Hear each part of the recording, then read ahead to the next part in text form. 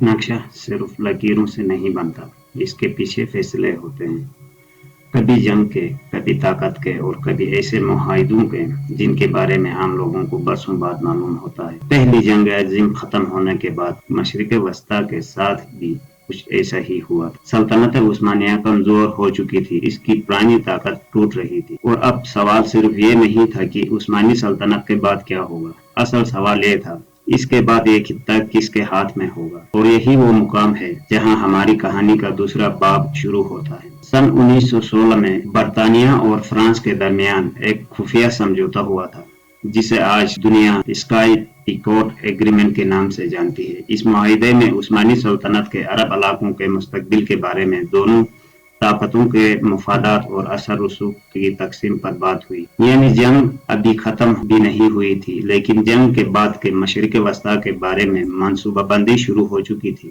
اور یہاں ایک بہت اہم بات سمجھنا ضروری ہے۔ آج سوشل میڈیا پر اکثر یہ دعویٰ کیا جاتا ہے کہ اسکائی پیکوٹ نے پورے مشرق وسطیٰ کی موجودہ سرحدیں کھینچ دی۔ حقیقت اس سے زیادہ پیچیدہ ہے۔ اسکائی پیکوٹ اہم تھا، لیکن آج کے عراق، شام، اردن، لبنان اور فلسطین کی سرحدیں صرف اسی ایک معاہدے سے نہیں بنی۔ اس کے بعد جنگیں ہوئیں، مزید مذاکرات ہوئے، نئے معاہدے ہوئے، اور برطانیہ، فرانس، مقامی عرب قیادت، صہیونی تحریک، ترکی اور دوسری طاقتوں کے مفادات آپس میں ٹکراتے رہے۔ یعنی نقشہ ایک میز پر نہیں بنا تھا، وہ کئی سالوں میں بنتا رہا، اور یہی اس کہانی کو مزید دلچسپ بناتا ہے۔ اب ذرا 1970 کی طرف چلتے ہیں۔ برطانیہ نے ایک اور ایسا فیصلہ کیا جس کے اثرات آنے والی کئی دہائیوں تک محسوس ہوئے۔ 2 نومبر 1917 کو برطانوی حکومت کی طرف سے بلفور ڈکلریشن جاری ہوئی۔ اس میں فلسطین میں یہودی قوم کے لیے ایک نیشنل ہوم کے قیام کی حمایت کی گئی۔ ساتھ ہی یہ بھی کہا گیا کہ وہاں موجود غیر یہودی آبادی کے شہری اور مذہبی حقوق متاثر نہیں ہونے چاہیے۔ یہ صرف ایک خط تھا، لیکن تاریخ میں یہ بعض اوقات ایک خط بھی پوری صدی پر اثر ڈالتا ہے، اور یہاں سے ایک ایسا تنازع شروع ہوا جس کے اثرات آج تک ختم نہیں ہوئے۔ ایک طرف یہودی قومی وطن کا تصور مضبوط ہو رہا تھا، دوسری طرف فلسطین میں موجود عرب آبادی کے سیاسی مستقبل کا سوال اپنی جگہ موجود تھا، اور برطانوی پالیسی کے سامنے ایک مشکل مسئلہ کھڑا تھا۔ ایک ہی سرزمین کے مستقبل کے بارے میں مختلف فریقوں کے مختلف توقعات تھیں، اور آنے والے برسوں میں یہ اختلاف صرف سیاسی نہیں رہا، یہ ایسا مسئلہ بن گیا جس نے پوری دنیا کی سیاست کو متاثر کیا۔ پھر 1918 آیا، جنگ ختم ہوئی، عثمانی سلطنت شکست کھا گئی، لیکن اب ایک نیا سوال سامنے تھا، عرب علاقوں کے ساتھ کیا کیا جائے؟ کیا انہیں فوراً آزاد ریاستیں بنایا جائے؟ یورپی طاقتیں کچھ عرصے تک ان کا انتظام سنبھالے۔ یہاں سے مینڈیٹ سسٹم سامنے آیا۔ مینڈیٹ سسٹم کے تحت برطانیہ اور فرانس کو سابق عثمانی علاقوں میں مختلف مینڈیٹ دیے گئے۔ لیگ آف نیشن نے فرانس کو شام اور لبنان کا مینڈیٹ دیا، جبکہ برطانیہ کو عراق اور فلسطین کے متعلق اختیارات ملے۔ اور یہی وہ مرحلہ تھا جہاں کاغذ پر لکھی ہوئی سفارتی زبان زمین پر حقیقت بننے لگی، نقشے بننے لگے، انتظامی حدود طے ہونے لگے، اور نئی سیاسی اکائیاں اپنی شکل اختیار کرنے لگی۔ لیکن مقامی لوگوں کے لیے یہ سب کچھ اتنا آسان نہیں تھا، کیونکہ یورپی طاقتوں کے اپنے مفادات تھے اور مقامی عرب قوم پرستی کا اپنا خواب۔ یہاں ایک نام بہت ہی اہم ہے، فیصل بن حسین۔ عرب بغاوت کے دوران شریف حسین اور ان کے خاندان نے عثمانیوں کے خلاف عرب حمایت کو متحرک کرنے میں اہم کردار ادا کیا تھا۔ جنگ کے بعد عرب قیادت کو امید تھی کہ عثمانیوں کے خاتمے کے بعد عرب علاقوں کو زیادہ سیاسی آزادی ملے گی، لیکن جنگ کے دوران مختلف طاقتوں کے درمیان کیے گئے وعدے اور جنگ کے بعد کی عملی سیاست ایک دوسرے سے ٹکرا رہی تھی، اور یہی وہ مقام تھا جہاں بہت سے لوگوں کو محسوس ہوا کہ جنگ میں کیے گئے وعدے اور جنگ کے بعد کے فیصلے ایک جیسے نہیں تھے۔ یہ احساس عرب سیاست میں گہرا اثر چھوڑنے والا تھا۔ 1922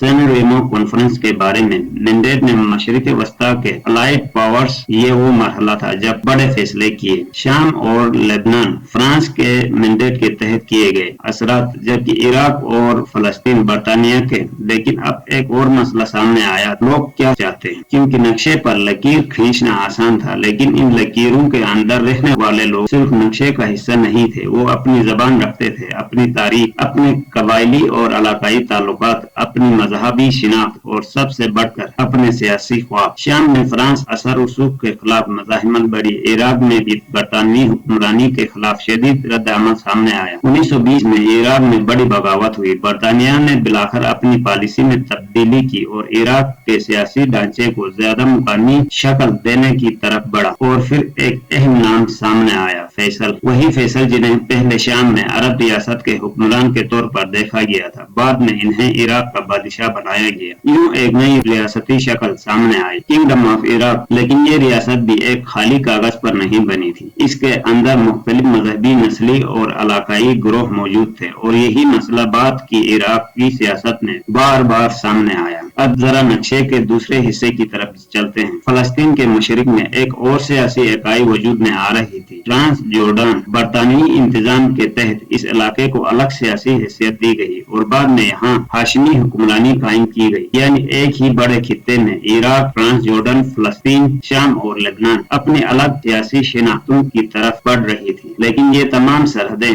एक ही वक्त में मुकम्मल नहीं हुई। ये कई साल के मुज़ाकरात, इंतजामी फैसलों, जंगों और सियासी समझौतों के नतीजे में वजूद आई। यही वजह है कि ये कहना ज्यादा दुरुस्त है कि जदीद मशरिक वस्ता का नक्शा एक मुसलसल सियासी अमल के जरिए बना, न कि किसी एक खुफिया कैमरे में एक ही दिन में। और फिर आता है लेबनान का दौर। फ्रांस ने शाम के दौरान लेबनान की अगली सियासी हैसियत को मजबूत किया। 1920 में ग्रेटर लेबनान का ऐलान किया गया और बाद में ये एक अलग रियासती ढांचे की तरफ बढ़ा। लेकिन लेबनान की सरहदें सिर्फ जुग्राफिया का मसला नहीं थी, यहाँ मुख्तलिफ मजहबी और समाजी ग्रोहों का पेचीदा तवाजुन मौजूद था। और जब किसी खित्ते में नई रियासत बनाई जाती है तो सवाल सिर्फ ये नहीं होता कि सरहदें कहाँ हो, असल सवाल होता है इस रियासत के अंदर कौन कौन रहेगा और किसके पास सियासी ताकत होगी। ये सवाल लेबनान ही नहीं, पूरे मशरिक वस्ता सियासत में आने वाली दहाइयों तक मौजूद रहा। फिर 1923 आया, ट्रीटी ऑफ लॉसेन। उस्मानी सल्तनत के खात्मे के बाद जदीद तुर्की की